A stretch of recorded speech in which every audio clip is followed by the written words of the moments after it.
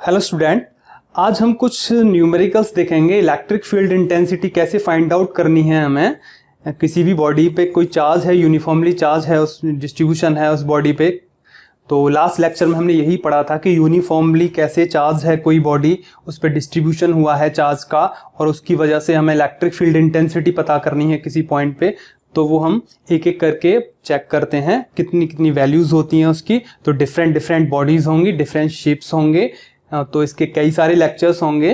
तो कई वीडियोस में हम डिफरेंट शेप्स के लिए इलेक्ट्रिक फील्ड इंटेंसिटी पता करेंगे। तो सबसे पहले पता कर रहे हैं हमें कंडक्टिंग रॉड है और उसको हमने यूनिफॉर्मली चार्ज दिया हुआ है उसे, तो वो यूनिफॉर्मली डिस्ट्रीब्यूट हो जाएगा उसके सरफेस पे। अब उस रॉड की वजह से उसके एक्सियल पोजीशन पे, ठीक है, एक्सियल पोजीशन पे, एक्सिस पे हमें चार्ज इलेक्ट्रिक फील्ड इंटेंसिटी पता करनी है। तो वो कैसे फाइंड आउट करते हैं, ठीक है। तो electric field intensity due to a uniformly charge rod, और रॉड कैसी है, कंडक्टिंग। चलिए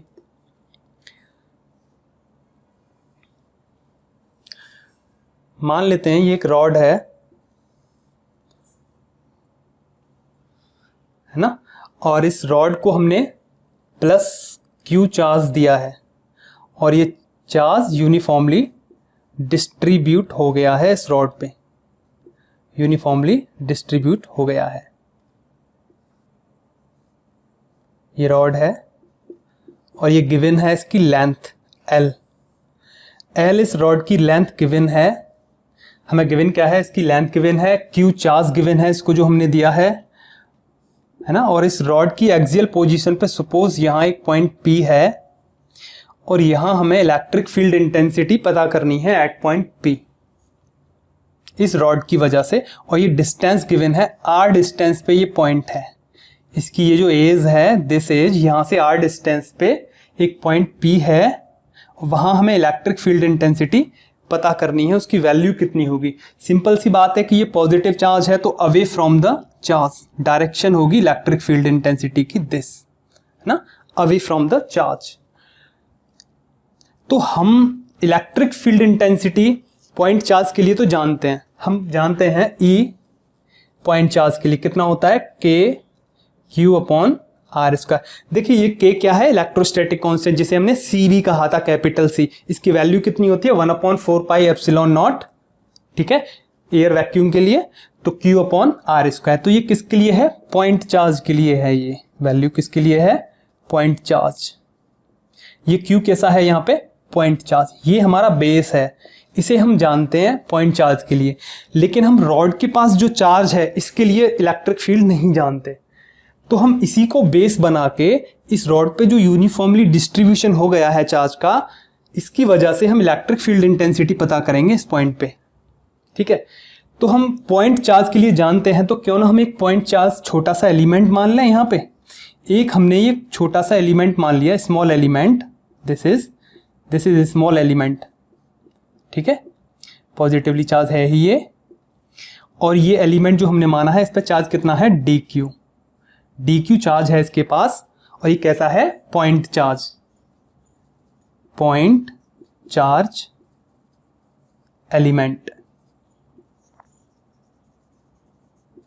ये पॉइंट चार्ज एलिमेंट हमने मान लिया है dx, ठीक है। अब इस dq मान लिया है हमने, तो इस dq की वजह से तो हम यहां निकाल सकते हैं ना इलेक्ट्रिक फील्ड इंटेंसिटी। उसकी वैल्यू क्या होगी, देखिए, इस d की वजह से, due to dq point charge, electric field intensity E, suppose dE है ना, dE, क्योंकि छोटा सा एलिमेंट है उसकी वजह से है। कितनी होगी इसकी वैल्यू, K और dq/ डिस्टेंस। अब चलिए डिस्टेंस कौन सी लेंगे, इस पॉइंट चार्ज के लिए ले रहे हैं dq के लिए, तो डिस्टेंस भी हम यहीं से लेंगे इस पॉइंट P की, है ना। कितनी होगी इस पॉइंट P की डिस्टेंस, सपोज कर लेते हैं ये x है, यहां से x डिस्टेंस पे ये पॉइंट P है। और इसकी विड्थ भी मान लेते हैं dx है ना, x डिस्टेंस पे पॉइंट है और इसकी विड्थ कितनी है dq की, dx। तो ये डिस्टेंस का स्क्वायर, तो यहां से यहां तक डिस्टेंस कितनी है, x, तो x का स्क्वायर। तो ये हो जाएगी electric field intensity due to d q. अच्छा डी क्यू कितना है, डी क्यू, क्योंकि लैम्डा कितना होगा इसका, लीनियर चार्ज डेंसिटी अभी हमने पता किया था लास्ट लेक्चर में, तो लैम्डा कितना होगा Q अपॉन L, लैम्डा कितना होगा इसका Q अपॉन L, क्योंकि Q इसके पास चार्ज है और L इसकी लेंथ है ना, तो लैम्डा Q अपॉन L हो सकता है। और DQ की फॉर्म में कितना होगा लैम्डा, DQ अपॉन DL, तो यहां DL तो है नहीं, यहां क्या है लेंथ इसकी DX, तो DX, तो लैम्डा के दो फॉर्मूला हो गए, DQ अपॉन DX और Q अपॉन L। अच्छा हमें तो DQ चाहिए, तो DQ कितना हो जाएगा लैम्डा DX, है ना, तो DE कितना हो जाएगा K lambda DX upon x square. तो ये हो गया electric field due to DQ, इस छोटे से पॉइंट चार्ज की वजह से इस पॉइंट पे इलेक्ट्रिक फील्ड हो गया। अब हमें पता करना है इस थ्रू आवर फुल बॉडी जो रॉड है, इस रॉड के लिए पता करना है कि इलेक्ट्रिक फील्ड कितना होगा। तो ये तो है पॉइंट चार्ज के लिए। अब हम छोटे छोटे एलिमेंट बहुत सारे मान सकते हैं इस पे DQ, एक DQ यहां से यहां तक, फिर एक और DQ, एक और DQ, एक और DQ, तो छोटे छोटे DQ से मिलके ये रॉड जो है बनी हुई है ना, तो DQ बहुत सारे मान सकते हैं हम यहाँ पे। तो हम क्या करेंगे, अब इसका इंटीग्रेशन कर देंगे, कंप्लीट जो DE है इसका इंटीग्रेशन कर देंगे, तो हमें क्या मिल जाएगा, कंप्लीट वैल्यू मिल जाएगी इलेक्ट्रिक फील्ड की, जो रिजल्टेंट है वो हमें मिल जाएगा। अच्छा चलिए, तो हम इसका क्या करते हैं, इंटीग्रेशन करते हैं। तो E जो है कितना होगा, इंटीग्रेशन प्रॉपर लिमिट के साथ DE, तो वो मिल जाएगा हमें electric field intensity at point P पे हमें इलेक्ट्रिक फील्ड इंटेंसिटी मिल जाएगी। इसका हम क्या कर देंगे, इंटीग्रेशन प्रॉपर लिमिट के साथ। लिमिट हम चेक करेंगे हमारा जिसके रिलेटिव हम डिफरेंशिएशन कर रहे हैं या इंटीग्रेशन कर रहे हैं, उसी के रिलेटिव हम लिमिट्स लेंगे। अभी बताते हैं कैसे लेना है, लिमिट को कैसे सेलेक्ट करना है, बस लिखे दे रहे हैं कि हम यहाँ लिमिट लेंगे अभी। तो DE कितना होगा, K lambda DX upon x square. Okay चलिए लिमिट, अब हम यहाँ पे x हमारा वेरी कर रहा है, x के रिलेटिव हम इंटीग्रेशन कर रहे हैं। कांस्टेंट कौन है, k क्या है 1/4 पाई एप्सिलॉन नॉट, ये कांस्टेंट रहेगा। चलिए इसे बाहर कर देते हैं, इसका इंटीग्रेशन नहीं होगा, k का इंटीग्रेशन नहीं करेंगे हम, क्योंकि k क्या है, कांस्टेंट है, क्योंकि जो कांस्टेंट होते हैं हम उनका इंटीग्रेशन नहीं करते।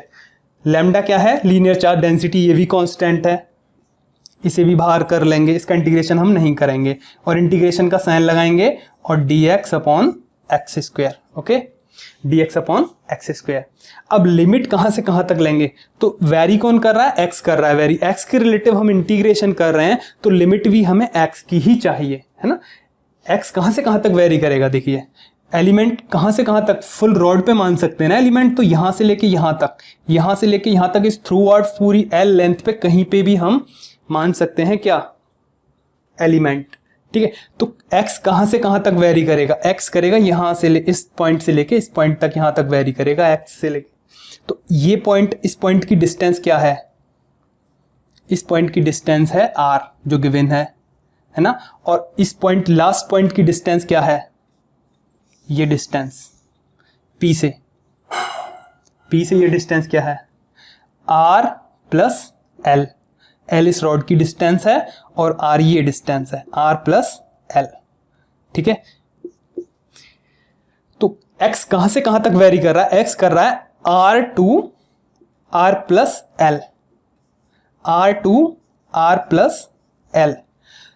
तो हम जो वेरी कौन कर रहा है, X वेरी कर रहा है, तो हम X की ही लिमिट यहां लेंगे, जिसके रिलेटिव हम इंटीग्रेशन कर रहे हैं उसी की हम लिमिट लेंगे। वो कहां से कहां तक वेरी कर रही है, वो जो क्वांटिटी है कहां से कहां तक वेरी कर रही है। तो x कहां से कहां तक वेरी कर रहा है, r से लेके r प्लस एल तक।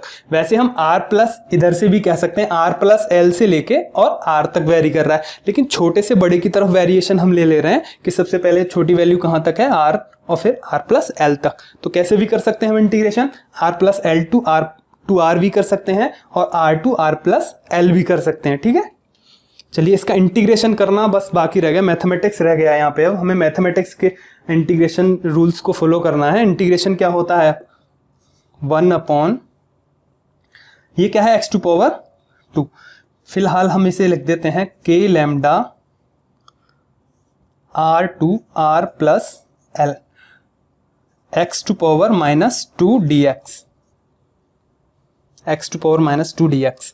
देखिए आप इंटीग्रेशन जानते हैं, एक्स टू पावर एन का कितना होता है, x to power n plus 1 upon n plus 1, where n does not equals to -1। अगर n -1 नहीं है तो ये हम फॉर्मूला यूज कर लेते हैं इंटीग्रेशन का, तो इसी फॉर्मूला का हम यहाँ यूज करते हैं। तो कितना हो जाएगा ये, k lambda x to power -2 plus 1 -2 plus 1 upon -2 plus 1, और लिमिट r से लेके lower limit r upper limit r plus l। चलिए तो के लैम्डा ये माइनस हो जाएगा, माइनस, और ये x टू पावर -1 उसे हम लिख देंगे 1 अपॉन एक्स, और लिमिट r से लेके r प्लस l तक। ठीक है, अब हम यहाँ लिमिट पुट करेंगे, तो लिमिट पुट करेंगे तो यहाँ के लैम्डा -1 अपॉन, पहले अपर लिमिट लगाएंगे r प्लस l, फिर माइनस का साइन लगाएंगे, ये माइनस तो ऑलरेडी चल ही रहा है 1 अपॉन एक्स के साथ, माइनस का साइन बीच में आता है, फिर से एक और माइनस आएगा, माइनस, इसकी वजह से -1 upon lower limit, lower limit क्या है r। ठीक है, चलिए के लैम्डा, और ये क्या हुआ वैल्यू यहाँ पे -1 अपॉन r प्लस l, और ये minus minus plus 1 upon r। तो इसे हम और कैसे लिख सकते हैं, के lambda 1 upon r minus 1 upon r plus l। तो जो net value of electric field होगा, ये क्या है, net value of electric field, वो ये होगा,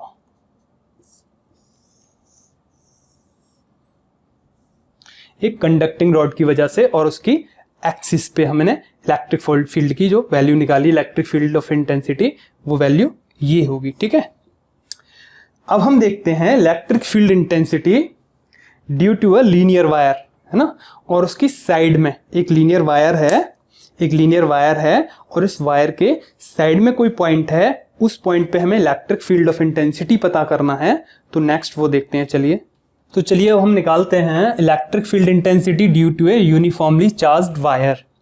अब देखिए जो चार्ज वायर है वो गिवन है हमें, किस तरीके से है, ये एक चार्ज वायर है, गिवन है, प्लस क्यू चार्ज दिया है हमने इस वायर को, तो ये यूनिफॉर्मली डिस्ट्रीब्यूटेड हो जाएगा इस वायर पे। गिवन है हमें, प्लस क्यू चार्ज गिवन है, एल इसकी लेंथ भी गिवन है। ठीक है, एल इसकी लेंथ भी गिवन है, इस वायर की लेंथ गिवन है एल, और एक पॉइंट है पी, पी कोई पॉइंट है इसके साइड में, और वो पी पॉइंट किस तरीके से दिया हुआ है कि इस पी पॉइंट का जो डिप्रेशन है, जो डिप्रेशन एंगल है पी पॉइंट का, वो गिवन है दिस θ1। ठीक है, और पी पॉइंट का जो एलिवेशन है बॉटम पॉइंट से, वो गिवन है θ2। ओके, तो ये एंगल्स हमें गिवन है। P point is such that which elevation is θ2 from bottom point and θ1 is the depression from top point। तो P is given है, इस तरीके से एक P पॉइंट है। तो हमें इस वायर का जिसके पास चार्ज प्लस Q है और L इसकी लेंथ है, इस वायर के लिए हमें यहाँ P पॉइंट पे इलेक्ट्रिक फील्ड इंटेंसिटी पता करना है। तो हम कैसे पता करेंगे? सबसे पहले हम जानते क्या है, हमारा बेस क्या है, हम जानते हैं electric field intensity point charge के लिए। Electric field intensity point charge के लिए क्या होती है वैल्यू, K और Q अपॉन डिस्टेंस का स्क्वायर। किसके लिए जानते हैं हम? पॉइंट चार्ज के लिए। ओके, पॉइंट चार्ज के लिए हम जानते हैं वैल्यू। तो हम क्या मानते हैं सबसे पहले? Point charge. अच्छा, P जो गिवन है इसकी डिस्टेंस भी गिवन है, इसकी डिस्टेंस भी गिवन है x, ये x डिस्टेंस पर गिवन है P पॉइंट। P पॉइंट की डिस्टेंस क्या है? x।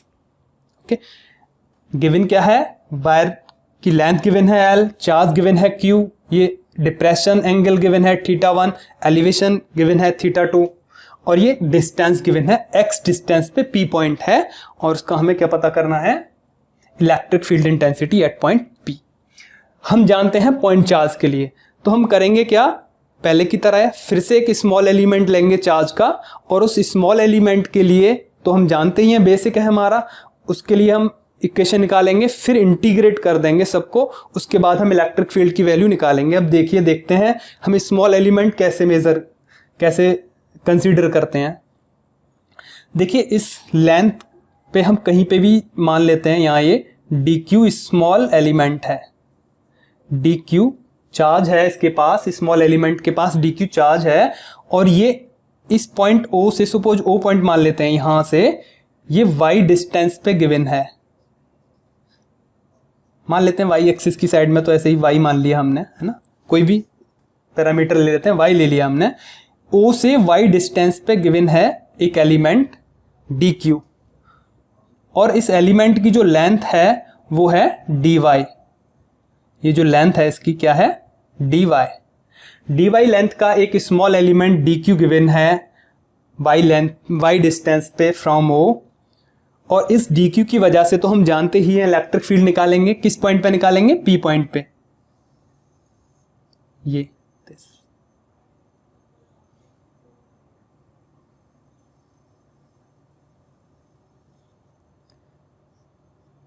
हो जाएगी डायरेक्शन इसकी, है ना, अवे फ्रॉम द चार्ज, क्या होगी डायरेक्शन, दिस।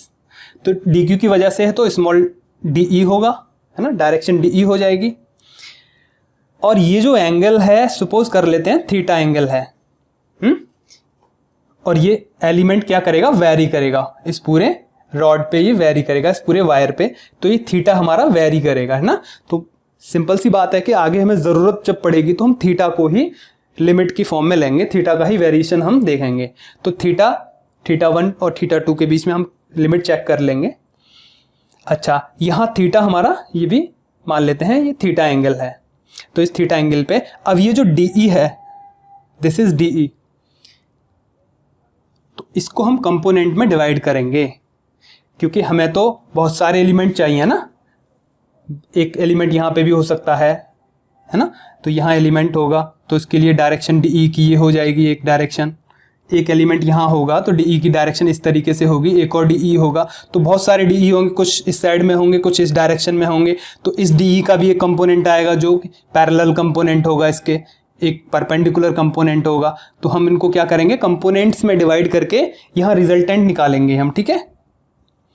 तो DE का ये जो कंपोनेंट होगा पैरेलल कंपोनेंट, वो क्या होगा, DE कॉस थीटा। क्यों, बिकॉज ये एंगल थीटा है तो ये एंगल भी क्या होगा, थीटा, और थीटा है तो बेस वाला क्या आता है, कॉस में, और ये परपेंडिकुलर कंपोनेंट होगा तो ये क्या होगा, DE साइन थीटा। तो ये तो DE का कौन सा कंपोनेंट है, दिस इज पैरेलल कंपोनेंट, और ये कैसा कंपोनेंट है, परपेंडिकुलर कंपोनेंट ऑफ DE। तो ये दोनों ही कंपोनेंट्स हमें मिल गए, ठीक है। तो DE के कंपोनेंट्स मिले, तो ऐसे बहुत सारे DE होंगे, उन सब की वजह से ये DE parallel component, sorry perpendicular component, तो बहुत सारे कंपोनेंट्स होंगे, तो DE गिवन है, DE के लिए लिया हमने, बहुत सारे DE होंगे तो सबको कलेक्ट करके हम क्या बना लेंगे, E। हमें निकालना क्या है, E निकालना है हमें, ठीक है। तो हमारे पास एक तो बहुत सारे DE cos थीटा होंगे, देखिए एक तो DE cos थीटा ये है, एक और E था, अभी हमने दिखाया था, एक E ये और होगा। अगर कोई एलिमेंट यहाँ होता है तो उसकी वजह से थोड़ा सा ये ऊपर हो गया, एक और DE होगा भी जो बनाया था हमने एलिमेंट, तो DE उसका भी एक और कंपोनेंट आएगा DE cos थीटा। एक सपोज यहाँ से लेते हैं एलिमेंट तो उसका भी एक DE cos थीटा आएगा, एक और DE sin थीटा आएगा, है ना। तो बहुत सारे DE cos थीटा होंगे और बहुत सारे DE sin थीटा होंगे, अलग अलग एंगल्स पे होंगे, है ना। तो सबको हम क्या करना है, बहुत सारे DE cos थीटा को हमें ऐड करके क्या निकाल लेना है, एक पैरेलल कंपोनेंट निकाल लेंगे, इसका पैरेलल कंपोनेंट इलेक्ट्रिक फील्ड का, और एक निकाल लेंगे हम परपेंडिकुलर कंपोनेंट इलेक्ट्रिक फील्ड का, ठीक है। तो बहुत सारे DE cos थीटा ऐड होंगे और बहुत सारे DE sin थीटा ऐड होंगे। एक DE sin थीटा ये है और एक DE sin थीटा ऊपर भी होगा, यहाँ पे एक और होगा तो कुछ और होगा उसका DE sin थीटा, उसकी वैल्यू कुछ और होगी, क्योंकि ये थीटा तो वेरी करेगा ना, यहाँ पे कैंसिल आउट नहीं होंगे। ये चीज़ ध्यान रखना कि यहाँ जो DE sin, यहाँ पे एक और DE होगा, यहाँ जो DE होगा, यहाँ से जो DQ हम मानेंगे उसके लिए जो वैल्यू होगी, एक तो पैरेलल कंपोनेंट हो गया और उसका DE साइन थीटा आएगा। तो थीटा एंगल नहीं रहेगा, ये एंगल भी चेंज होगा, कहीं D θ1 होगा, कहीं θ2 होगा, कहीं कुछ अलग अलग वैल्यूज होंगी। तो ये कैंसिल आउट नहीं होंगे इस केस में। आगे कुछ केसेस आएंगे वहाँ पे DE sine theta cancel out हो जाएगा जो परपेंडिकुलर कंपोनेंट है। तो परपेंडिकुलर कंपोनेंट यहाँ पे कैंसिल आउट नहीं होगा, ये भी हमें ध्यान रखना है, ठीक है। तो बहुत सारे DE cos थीटा होंगे, तो सबको हमें ऐड करके क्या निकाल लेना है, एक E पैरेलल कंपोनेंट हम निकाल लेंगे। और DE साइन थीटा होंगे दोनों ही डायरेक्शन में, तो हम एक परपेंडिकुलर कंपोनेंट हम निकाल लेंगे। तो E पैरेलल कंपोनेंट कैसे निकालेंगे हम, DE cos थीटा जो होंगे हमारे पास, उन सब का क्या कर देंगे हम, इंटीग्रेशन कर देंगे प्रॉपर लिमिट के साथ। ऐसे ही DE इसका इलेक्ट्रिक फील्ड इंटेंसिटी का परपेंडिकुलर कंपोनेंट जो हम निकालेंगे उसके लिए क्या कर देंगे हम, DE साइन थीटा, है ना।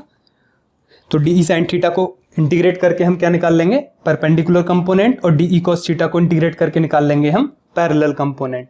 अब हमारा क्वेश्चन क्या है, ये दोनों चीजें हम निकाल के इस इक्वेशन में हम फिट कर देंगे, इस इक्वेशन 1 में, तो हमारा net value of electric field आ जाएगा। तो यहां मेन क्या है, हम पैरेलल कंपोनेंट और परपेंडिकुलर कंपोनेंट्स हम यहां निकालेंगे दोनों के ही। अब चलिए, अब इनको फाइंड आउट करना है हमें। अब क्वेश्चन क्या है हमारा कि DE cos थीटा, अब हम निकालेंगे सबसे पहले DE निकालना हमारा टारगेट रहेगा। DE कैसे निकलेगा, फिर हम यहाँ DE दोनों में ही निकालना है, दोनों में ही पुट कर देंगे और प्रॉपर लिमिट के साथ इनके इंटीग्रेशन कर देंगे, ठीक है। तो DE कैसे निकलेगा, DE के लिए हमें, DE क्या है, स्मॉल एलिमेंट है, DQ की वजह से हमें यहाँ पे DE पता करना है। तो क्या होगा, K और चार्ज कितना है DQ, और ये डिस्टेंस कितनी है, यहाँ से यहाँ तक डिस्टेंस कितनी है, DQ से लेके और E तक की डिस्टेंस मान लेते हैं ये R है, R स्क्वायर, ठीक है। तो ये हो जाएगा DE। अब इन वैल्यूज को पुट करते हैं हम यहाँ पे कि DQ कितना होगा, देखिए DQ कितना होगा, लैम्डा और ये इसकी distance dy, linear charge density, simple है, बताने की ज़रूरत नहीं है, क्योंकि लैम्डा इक्वल्स टू क्या होगा, DQ अपॉन चार्ज किस पे है, dy लेंथ पे। तो DQ कितना हो जाएगा, लैम्डा dy, इसे लिखने की ज़रूरत नहीं है यहाँ पे। और ये जो डिस्टेंस है R, इसका स्क्वायर, तो ये R स्क्वायर किसके इक्वल होगा, ये y है, तो y square plus x square, या x square plus y square, ठीक है। तो यहाँ हमने DE को फाइंड आउट कर रहे हैं, अभी चलते हैं कहाँ तक निकलती है ये वैल्यू। अब हमें क्या चाहिए यहाँ पे, dy। अब हम dy निकालेंगे। अच्छा ये बताइए कि dy जो हम जब निकालेंगे यहाँ पे, तो हमें यहाँ cos थीटा मिलेगा, इस वैल्यू को ही तो हम पुट करेंगे, इस वैल्यू को हम यहाँ पुट करेंगे तो हमें यहाँ cos थीटा मिलेगा। तो dy हमको ऐसे निकालना है कि वो थीटा की फॉर्म में आए। dy कैसे आए, थीटा की फॉर्म में आए dy, क्योंकि हमें फिर जब इंटीग्रेशन करेंगे तो यहाँ पे हमें प्रॉब्लम नहीं होगी, हमें d थीटा मिल जाएगा। जब dy को हम थीटा की फॉर्म में निकालेंगे, d थीटा की फॉर्म में निकालेंगे, तो हम यहाँ इजीली दोनों के इंटीग्रेशन कर पाएंगे। तो dy को थीटा की फॉर्म में हम कैसे निकालें, देखिए y ले लेते हैं हम थीटा की फॉर्म में, तो हम dy निकाल पाएंगे। तो y थीटा की फॉर्म में कैसे आएगा, देखिए एक y ले लेते हैं, एक x ले लेते हैं और थीटा ले लेते हैं। तो इस ट्राइंगल में tan थीटा कितना हो जाएगा, tan थीटा हो जाएगा y अपॉन x, है ना, perpendicular upon base tan theta होता है। तो r तो लेंगे नहीं, आप ये भी कह सकते थे कि सर sin थीटा के या cos थीटा के लिए ले x अपॉन r ले लीजिए, क्योंकि r गिवन नहीं है, r तो चेंज होगा, हर एक के लिए r चेंज होगा, x फिक्स रहेगा, तो हम x की फॉर्म में ले रहे हैं। तो y कितना आएगा, x tan थीटा, तो y इक्वल्स टू कितना हुआ, x tan थीटा। तो यहां से हम dy निकालेंगे, इसका डिफरेंशिएशन करेंगे, dy इक्वल्स टू x तो कांस्टेंट है, x का डिफरेंशिएशन नहीं होगा, और tan थीटा का डिफरेंशिएशन क्या होता है, sec स्क्वायर थीटा, और थीटा का डिफरेंशिएशन होगा d थीटा, ठीक है। तो dy की वैल्यू हमें ये मिल जाएगी यहाँ पे। तो हम यहाँ dy को पुट करेंगे तो de कितना आएगा, k lambda x sec square theta d theta upon x square plus y को भी पुट कर देते हैं x tan थीटा, है ना, तो x square tan square theta हो जाएगा। और यहाँ पे ये x स्क्वायर को हम कॉमन ले लेते हैं, ठीक है, यहाँ x स्क्वायर को कॉमन ले लेते हैं, तो 1 plus tan square theta. X square को कॉमन ले लिया। अब ये 1 प्लस टेन स्क्वायर थीटा किसके इक्वल होता है? 1 प्लस टेन स्क्वायर थीटा होता है सेक स्क्वायर की थीटा के इक्वल। तो यहाँ लिख देंगे हम सेक स्क्वायर थीटा। ओके, तो सेक स्क्वायर थीटा और sec square theta cancel out और ये एक्स पावर से कैंसिल आउट। तो डी कितना आएगा निकल के? डी आएगा k lambda upon x d theta. देखिए हमें डी ई मिल गया, इक्वेशन 4 हमें डी ई मिल गया, थीटा की फॉर्म में मिल गया हमें डी ई डी थीटा। अब हमें यहाँ प्रॉब्लम नहीं होगी, कोई इशू नहीं आएगा, हम सिंपली इंटीग्रेशन कर देंगे और थीटा हम यहाँ पे लिमिट लगाएंगे। तो हमें डी ई मिल गया, ये नोट कर लीजिएगा, नोट करना चाहें तो इतने पार्ट को भी मैं इसे रब कर देता हूं। तो ये डी हमें यहां मिल गया। तो हम डी पुट करेंगे परपेंडिकुलर कंपोनेंट और पैरेलल कंपोनेंट निकालने में।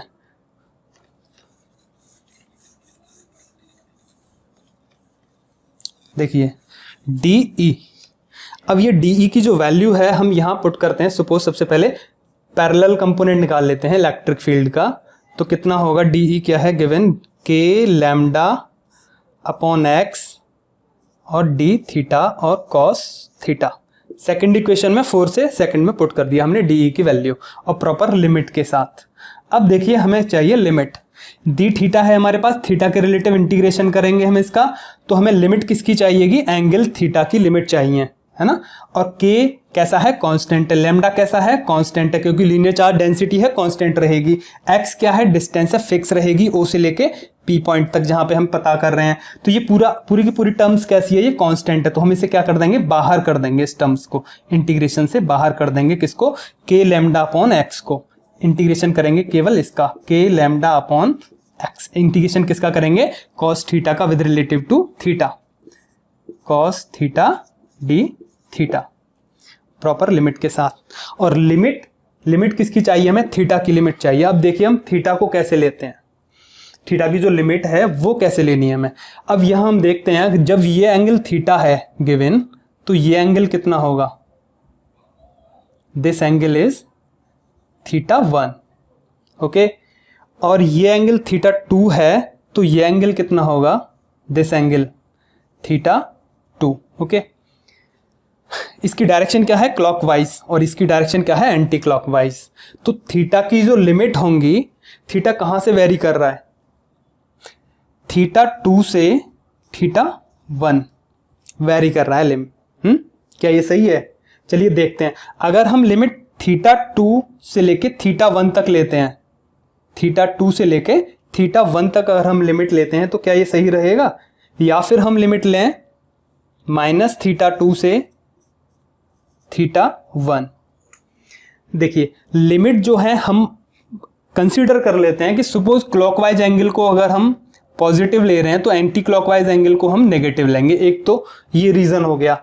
तो यहां पे थीटा 1 कैसा है? पॉजिटिव है, क्योंकि ये क्लॉकवाइज है। और थीटा 2 कैसा है? एंटी क्लॉकवाइज, तो इसको हमने नेगेटिव ले लिया। तो ये रीजन कहता है कि ये लिमिट लेना सही है और ये लिमिट लेना गलत है, ठीक है। अच्छा, अगर हम यहाँ पे एक चीज और बता सकते हैं कि थीटा 2 को अगर पॉजिटिव लेते हैं, थीटा 2 पॉजिटिव कब होगा? जब ये क्लॉकवाइज होगा। क्लॉकवाइज होगा तो थीटा 2 कैसे हो जाएगा? इस तरीके से यहां कहीं हो जाएगा, है ना, यहां कहीं हो जाएगा थीटा 2।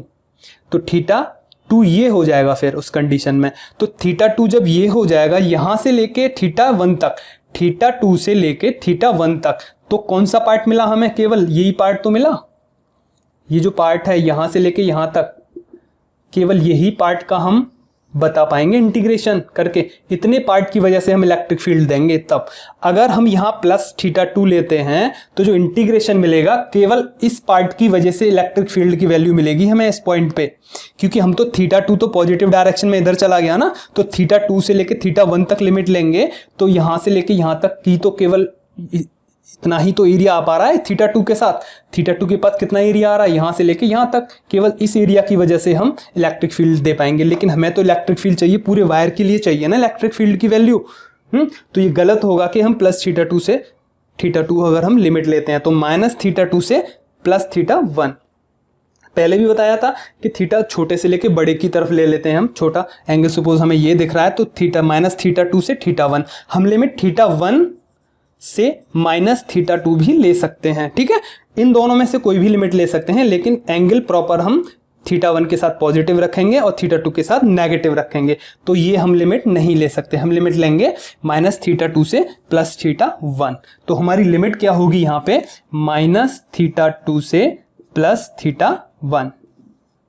ओके, तो जो लिमिट है वो हम प्लस में यहाँ पे नहीं लेंगे, लेकिन थीटा 1 से माइनस थीटा 2 भले ही हम लिमिट ले सकते हैं, क्योंकि वो वहाँ पे माइनस साइन की प्रॉब्लम आएगी और माइनस साइन मैग्नीट्यूड में हम स्किप कर देते हैं, तो यहाँ कोई इश्यू नहीं आएगा। पहले थीटा 1 को भी ले सकते हैं, माइनस थीटा 2 को अपर में भी ले सकते हैं और लोअर में भी ले सकते हैं, ये कोई इश्यू नहीं है। ठीक है, अब हम यहाँ क्या करेंगे, इंटीग्रेशन करना हमें बाकी रह गया है बस। ये डी की वैल्यू थी हमारे पास, इसको तो लिखे रहने देना क्योंकि हमें अभी यहाँ पे भी इसे पुट करना है। चलिए इसका इंटीग्रेशन जब हम करेंगे तो के लैम्डा अपॉन एक्स, ये तो चलेगा ही बाहर। कॉस थीटा का इंटीग्रेशन क्या होता है with relative to theta, cos theta का होता है साइन थीटा, और ध्यान रखना ये पॉजिटिव होता है ना, क्योंकि साइन थीटा का डिफरेंशिएशन क्या होता है साइन थीटा का डिफरेंशिएशन क्या होता है कॉस थीटा, और कॉस थीटा का इंटीग्रेशन क्या होता है साइन थीटा पॉजिटिव में। तो इन लिमिट्स को हम यहाँ रखेंगे माइनस थीटा 2 से प्लस थीटा 1, और यहाँ लिमिट रखने के बाद क्या होगी वैल्यू, के लैम्डा अपॉन एक्स, और थीटा 1 और थीटा 2 की वैल्यूज लगाएंगे हम यहाँ पे। तो पहले अपर लिमिट लगाएंगे साइन थीटा 1, फिर माइनस का साइन आएगा, फिर साइन, फिर लोअर लिमिट लगाएंगे माइनस थीटा 2। ओके, चलिए यहाँ ये जो वैल्यू है डी की वैल्यू जो है के lambda x upon D theta, ऐसे हम यहाँ कहीं लिख देते हैं। डी की जो वैल्यू है कितनी है, के lambda upon x d theta, equation 4, इसे यूज करना है, भी लिख देते हैं, यहाँ जगह कम है थोड़ा सा। चलिए ये जो वैल्यू है कितनी होगी अब, के lambda upon x sine theta 1 minus, अच्छा ये जो साइन के केस में जो एंगल के साथ जो नेगेटिव साइन होता है वो बाहर आ जाता है, तो ये साइन के साथ जो नेगेटिव है ये बाहर आ जाएगा, तो ये नेगेटिव नेगेटिव पॉजिटिव प्लस हो जाएगा, और ये साइन थीटा 2, तो ये हो जाएगा parallel component of electric field. ये हो गया पैरेलल कंपोनेंट। ऐसे ही हम निकालेंगे परपेंडिकुलर कंपोनेंट कितना आएगा, तो पैरेलल कंपोनेंट को हम यहां लिख देते हैं।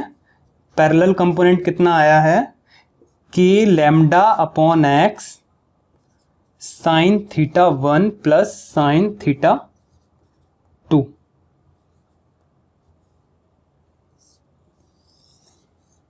ये हमने पैरेलल कंपोनेंट निकाल लिया इसका। ओके, अब हमें निकालना है परपेंडिकुलर कंपोनेंट, क्योंकि नेट निकालने के लिए पैरेलल और परपेंडिकुलर दोनों को ऐड कर देंगे बाद में, लेकिन ऐड करने की जरूरत नहीं पड़ेगी क्योंकि दोनों को अलग अलग हैं, काफी लंबी इक्वेशंस होंगी ये। चलिए अब निकालते हैं हम परपेंडिकुलर कंपोनेंट। पैरेलल हम निकाल चुके हैं, अब निकालेंगे परपेंडिकुलर कंपोनेंट।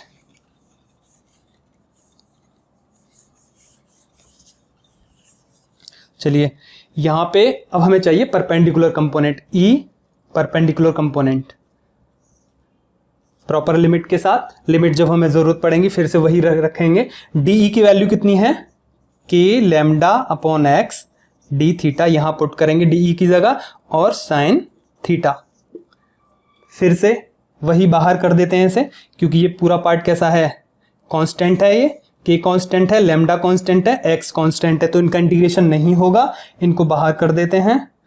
तो इंटीग्रेशन केवल किसका होगा, डी साइन थीटा, और डी को जरा यहां लिख देते हैं हम डी थीटा। चलिए, और यहां इसकी लिमिट वही लिमिट रहेंगी फिर से, माइनस थीटा 2 से लेके प्लस थीटा 1, माइनस थीटा 2 से लेके प्लस थीटा 1, ये लिमिट रहेंगी। अब साइन थीटा का इंटीग्रेशन कितना होता है, के lambda upon x, sine theta का इंटीग्रेशन कितना होता है, कॉस थीटा माइनस थीटा 2 से लेके और थीटा 1 लिमिट, लेकिन माइनस साइन भी आता है, साइन थीटा कितना होता है minus cos theta. Limit put करते हैं के लैम्डा अपॉन एक्स, और लिमिट पुट करेंगे तो माइनस कॉस थीटा 1, पहले अपर लिमिट लगाएंगे, फिर माइनस का साइन आएगा, फिर से माइनस कॉस थीटा आएगा, माइनस कॉस और थीटा की जगह माइनस थीटा 2, माइनस थीटा 2। तो ये कितना होगा, के लैम्डा अपॉन एक्स। ये माइनस का साइन आता ही है लिमिट में, ये माइनस कॉस के साथ चल रहा है और ये माइनस इस थीटा 2 के साथ आया है। अब ये कॉस थीटा 2 की जो माइनस में वैल्यू है इसका कोई मीन्स नहीं है, क्योंकि कॉस के केस में एंगल के साथ नेगेटिव होता है तो वो पॉजिटिव हो जाता है। तो ये तो पॉजिटिव हो गया और ये माइनस मिलके पॉजिटिव हो गए। तो यहां तो ये माइनस रहेगा, माइनस कॉस थीटा 1, ये माइनस माइनस मिलके प्लस हो गए और ये माइनस स्किप हो गया, क्योंकि कॉस के केस में साइन के साथ जो एंगल के साथ जो साइन होता है उसे हम स्किप कर देते हैं, माइनस साइन को, है ना, पॉजिटिव में चेंज हो जाता। तो यहाँ क्या हो जाएगा, कॉस थीटा 2, यहाँ माइनस नहीं आएगा। ओके, तो ये वैल्यू क्या हो जाएगी ओवरऑल, पर ये हम निकाल रहे हैं यहाँ पे परपेंडिकुलर कंपोनेंट। तो perpendicular component cos theta 2 minus cos theta 1। Perpendicular component कितना आया, lambda upon x. Cos theta 2 को पहले लिख देते हैं, cos theta 2 minus cos theta 1, minus cos theta 1। तो ये मिल गया हमें perpendicular component. Perpendicular component cos theta 1 को बाद में लिख देते हैं और इसे यहां पे ये ऐसे cos theta 2 minus cos theta 1। तो ये मिल गया हमें परपेंडिकुलर कंपोनेंट और ये पैरेलल कंपोनेंट। अब हम यहां देखते हैं कि केसेस देखते हैं कुछ। क्या केस हो सकता है कि ये वायर जो है इनफाइनाइटली लॉन्ग है, बहुत बड़ा वायर है, यहाँ तो एल लेंथ गिवन है और वायर कैसा है, इनफाइनाइट लेंथ है उसकी, और उस इनफाइनाइट लेंथ को हमने क्यू चार्ज दिया हुआ है। तो उसके लिए देखते हैं, एक केस तो ये हो जाएगा इनफाइनाइट लेंथ के लिए। चलिए केसेस देखते हैं। तो इसे तो हमें रब करना होगा, हमें वैल्यूज मिल ही गई हैं, पैरेलल कंपोनेंट एंड और ये परपेंडिकुलर कंपोनेंट, इनके लिए निकाल लेते हैं। चलिए, केस 1 होगा when wire is infinite long, length of wire is infinite. Case 1,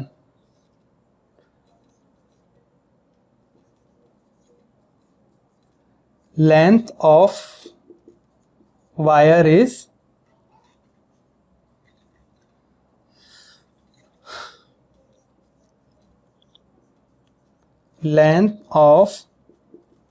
wire is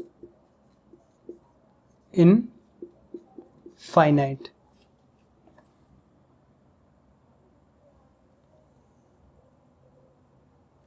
ये वायर है और इसके पास पॉजिटिव चार्ज है। इनफाइनाइट लॉन्ग लेंथ है इसकी, यहाँ वही पॉइंट P है और ये x डिस्टेंस पे है, x डिस्टेंस पे पॉइंट P है। तो हमें निकालना है इलेक्ट्रिक फील्ड की वैल्यू क्या होगी। अच्छा ये बताइए, ये जो एंगल था पहले कितना था, अभी इनफाइनाइट लेंथ नहीं है, ये एंगल कितना था, ये एंगल थीटा 1 था और ये एंगल थीटा 2 था, थीटा 1 और थीटा 2। ओके, ये थीटा 1 थीटा 2 थे।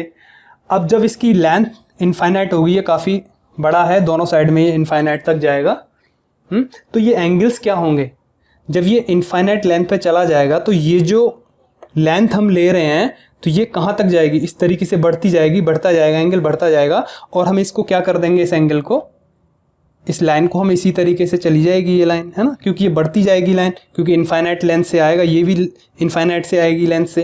तो ये कितना हो गया, थीटा 2, थीटा 2 हो गया 90 डिग्री।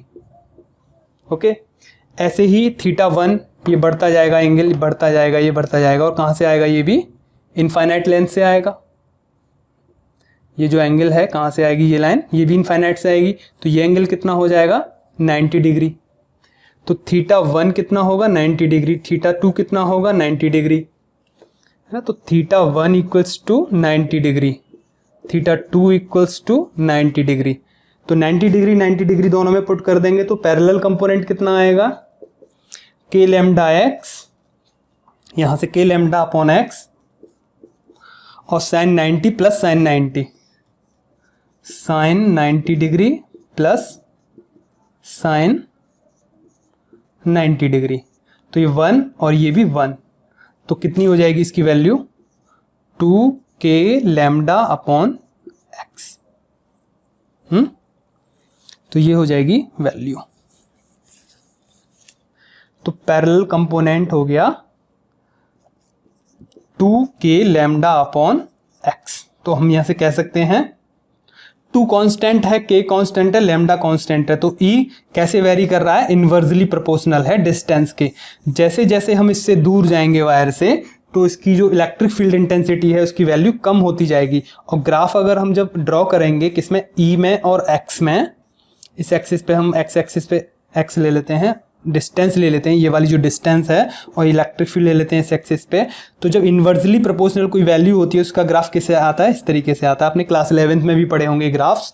तो x की वैल्यू जैसे जैसे कम होगी तो इलेक्ट्रिक फील्ड बढ़ता जाएगा, जो x की वैल्यू जब कम होगी तो इलेक्ट्रिक फील्ड बहुत ज़्यादा होगा। तो x की वैल्यू बहुत कम है तो इलेक्ट्रिक फील्ड काफ़ी हाई है, और जैसे जैसे x बढ़ेगा तो इलेक्ट्रिक फील्ड की वैल्यू ये कम होती जाएगी। ठीक है, इस तरीके से ये कम होती जाएगी x की वैल्यू। इन्वर्सली प्रोपोर्शनल के लिए ये ग्राफ आता है, आपको पता भी होगा। चलिए परपेंडिकुलर कंपोनेंट देखते हैं हम इसका। परपेंडिकुलर कंपोनेंट में θ1 और θ2 दोनों ही हम 90 लगाएंगे तो किसकी वैल्यू 0 होती है, cos 90 की वैल्यू, और cos 90 की वैल्यू 0, तो परपेंडिकुलर कंपोनेंट क्या आएगा 0। ये कौन सा था, पैरेलल कंपोनेंट, सॉरी, और ये परपेंडिकुलर कंपोनेंट क्या आएगा 0। तो ये नेट वैल्यू क्या आएगी, यही होगी नेट वैल्यू इलेक्ट्रिक फील्ड की, क्योंकि परपेंडिकुलर कंपोनेंट तो 0 है। ठीक है, चलिए केस 2 देखते हैं। अगर ये जो P पॉइंट है ये हम या फिर ये कह सकते हैं ये सेमी इनफाइनाइट लेंथ है, इसकी सेमी इनफाइनाइट लेंथ, पहले से काफी हाफ कर दिया, इनफाइनाइट लेंथ को हाफ कर दिया। दूसरा केस देखते हैं, ये जो P पॉइंट है ये इसकी लास्ट किसी एक एज के जस्ट सामने है। अभी देखते हैं case second. Case second,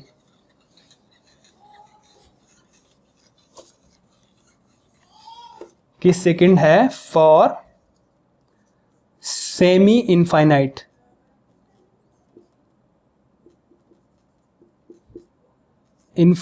length wire.